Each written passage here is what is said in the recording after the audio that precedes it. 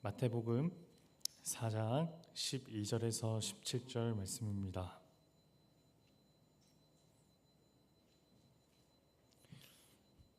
마태복음 4장 12절에서 17절 말씀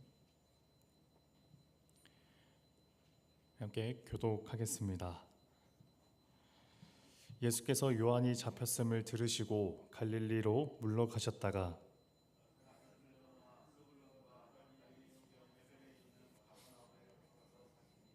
이는 선지자 이사야를 통하여 하신 말씀을 이루려 하심이라 일렀으되 스불론 땅과 납달리 땅과 요단강 저편 해변길과 이방의 갈릴리여 흑암에 앉은 백성의 큰 빛을 보았고 사망의 땅과 그늘에 앉은 자들에게 빛이 빛이었도다 하였느니라.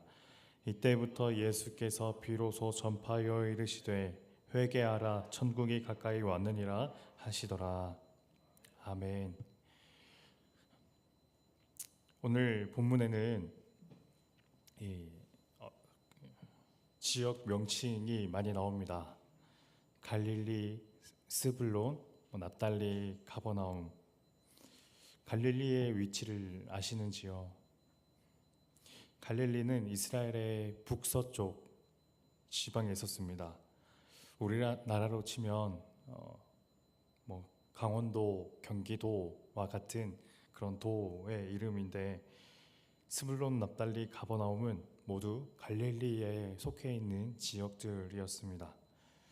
이 지역들은 한 가지 공통점이 있는데 그게 뭐냐면 이스라엘의 변방이라는 거예요. 변방이라면 어떤가요? 이방 나라의 침입과 전쟁이 잦습니다. 두 번째, 수도 예루살렘 성전으로부터 멀리 있으므로 상대적으로 우상을 섬기는 분위기가 중심보다 높을 겁니다. 그래서 이곳에 별명이 있는데 그 별명이 바로 흑암과 사망의 땅. 유대인들은 이곳을 그렇게 불렀습니다. 예수님께서 사역하신 곳이 바로 이런 곳이었습니다. 흑암과 사막의 땅. 예수님께서는 왜 예루살렘이 아니라 이 골짜기 시골인 이런 곳에서부터 시작하게 된 걸까요? 오히려 수도 예루살렘에서부터 시작했더라면 사람도 많고 예수님의 사역의 주목도 더 많이 받을 수 있지 않겠습니까? 왜 사람도 없고 다 죽어가는 흑암과 사망의 땅이 별명인 그곳에서부터 예수님은 사역을 시작하셨을까? 저는 이렇게 생각합니다. 빛을 더 빛나게 하시려고. 어두울수록 별이 밝게 빛나는 것처럼 예수님께서는 어둡고 아무도 찾지 않는 그곳을 무시하고 멸시하는 바로 그런 곳을 일부러 찾아가신 겁니다. 더 밝게 비추기 위해서요.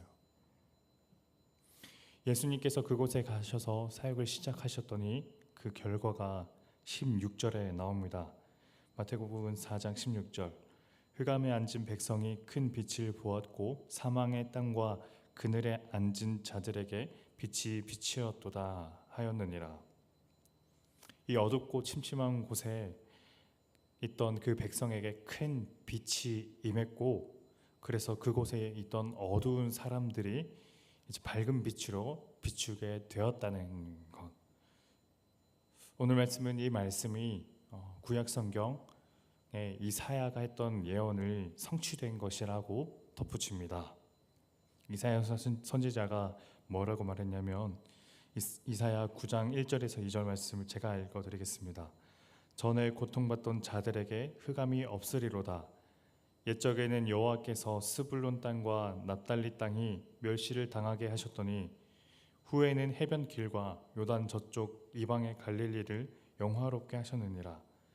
흑암에 행하던 백성이 큰 빛을 보고 사망의 그늘진 땅에 거주하던 자들에게 빛이 비치도다. 반전이 시작되는 겁니다. 마태복음 오늘 말씀을 들으면 유대인들은 이사야 9장 1절 2절 말씀이 떠올랐을 거예요.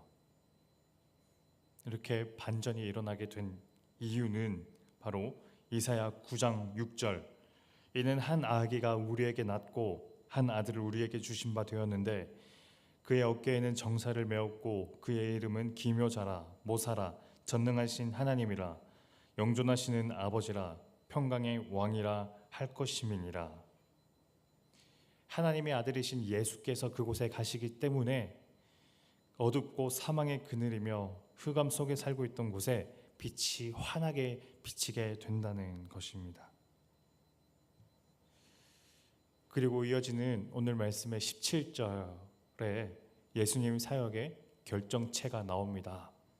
바로 하나님 나라인 건데요.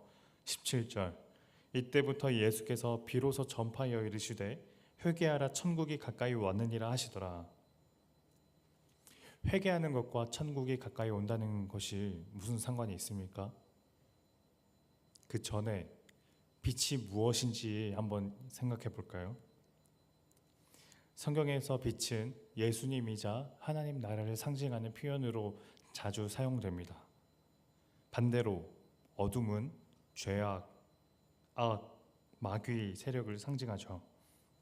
그런데 요한복음 1장 5절에서는 의미심장한 표현이 등장합니다. 빛이 어둠에 비추되 어둠이 깨닫지 못하더니. 빛이 세상에 비쳤는데도 어둠이 알지 못했다는 겁니다. 빛이 비추어도 어둠이 알지 못했다는 건 또 어떤 의미일까요? 저는 이 구절을 이렇게 이해합니다. 어둠은 너무 어두워서 빛이 빛이라는 사실조차 알지 못하는 겁니다. 어둡고 타락해서 빛과 진리이며 생명을 알아보지 못하는 상태, 그 어둡고 캄캄한 곳, 흑암의 깊은 곳에서 예수님께서 이렇게 말씀하시는 거예요.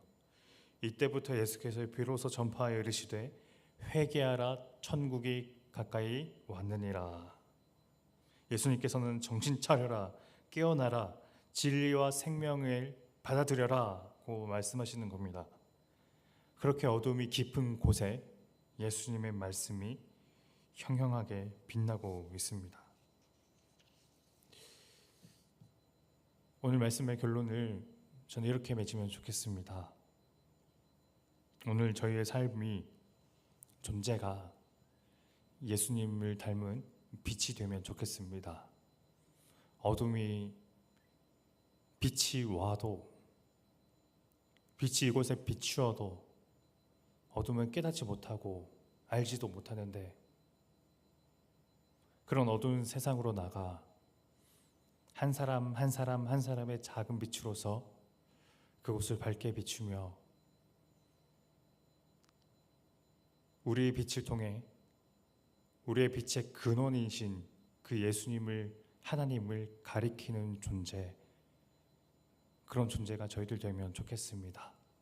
그렇게 한 사람의 작은 빛으로 오늘 어두운 세상을 향해 나아가는, 그래서 흑암과 사망의 땅이라는 별명을 가진 그 어두운 곳에서 빛을 비추셨던 예수님의 사역처럼 오늘 저희의 삶도 그렇게 되길 소망합니다.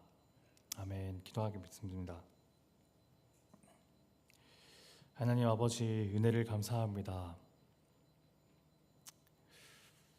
흑암과 사망의 땅이라는 별명을 가진 그 어두운 곳에서 예수님은 사역을 시작하셨습니다. 그 어둡고 캄캄한 곳에 하나님의 빛을 그곳에 심기기 위해서 예수님께서 그곳에서부터 시작하셨던 것처럼 하나님, 오늘 저희들이 하나의 빛으로서 이 어둡고 캄캄한 이 세상 속으로 나아가 참된 진리이자 생명의 근원이신 그 예수님과 하나님을 비추는 그런 빛이 될 수 있도록 주님 저희를 사용하여 주옵소서. 저희들의 행실과 저희들의 삶을 통해 하나님께 영광이 되는 그런 저희들 될 수 있도록 은혜 베풀어 주옵소서. 예수님 이름으로 기도드립니다. 아멘. 오늘 두 가지 기도 제목 놓고 기도하면 좋겠습니다. 오늘 들은 말씀을 위해 하나님께서 저희들에게 은혜 베푸셔서 하나님 저희가 세상을 비추는 그런 작은 빛의 존재가 될 수 있도록 해달라고, 저희의 빛의 근원이신 그 예수님을 비추는 저희들 될 수 있도록 도와주옵소서. 두 번째, 저희의 가정을 위해 기도했으면 좋겠습니다. 저희 가족 구성원들이 또 하나의 빛으로서 그리스도를 닮은 성품과 그리스도를 닮은 삶의 행실로 나아가는 저희 가정 될 수 있도록 도와주셔서. 이 두 가지 제목 놓고 또 그리고 각자 가져오신 기도 제목 가지고 우리 함께 기도로 나아가겠습니다. 기도합니다.